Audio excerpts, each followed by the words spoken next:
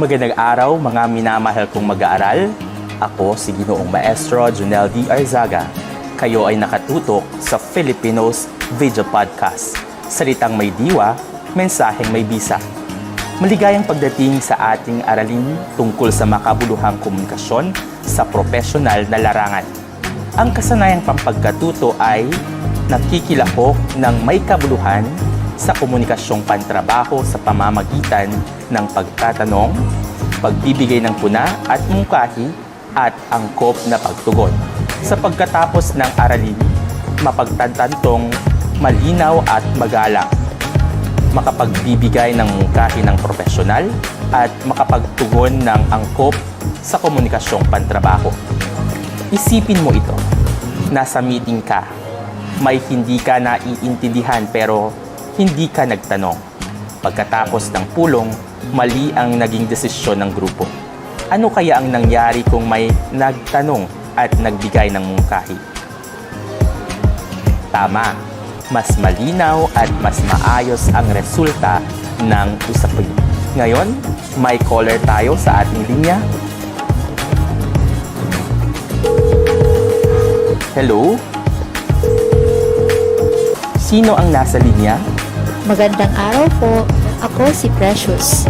Ano po ba ang makabuluhang komunikasyon sa trabaho? Magandang tanong yan. Ito ay aktibong pakikilahok sa usapan gamit ang pagtatanong, pagbibigay ng mungkahi at angkop na pagtugon. Ibig sabihin po, hindi lang pakikinig. Tama. Halimbawa sa meeting, Ma'am, Sir, maaari po bang linawin ang deadline? Magalang, malinaw at profesional. Paano naman po magbigay ng mungkahi?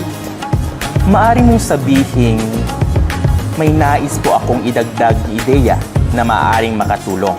Ay, malinaw na po. Salamat. Walang anuman. Tandaan, mahalaga ang iyong boses sa profesional na usapan. Kung nasa job interview at hindi mo naintindihan ng tanong, ano ang gagawin mo? A. Tatahimik. B. Magtatanong ng magalang. O C. Sasagot kahit hindi sigurado. Ngayon, isipin o isulat.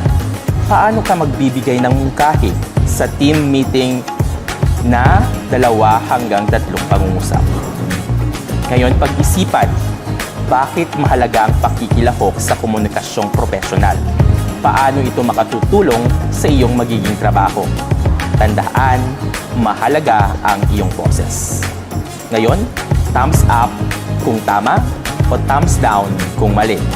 Una, dapat magtanong kung hindi malinaw. Pangalawa, magalang dapat ang pagbibigay ng mungkahi.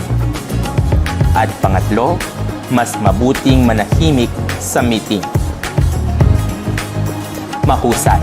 Natapos mo ang ating aralin tungkol sa makabuluhang komunikasyon sa trabaho. Tandaan, ang epektibong komunikasyon ay susi sa tagumpay sa buhay at karera.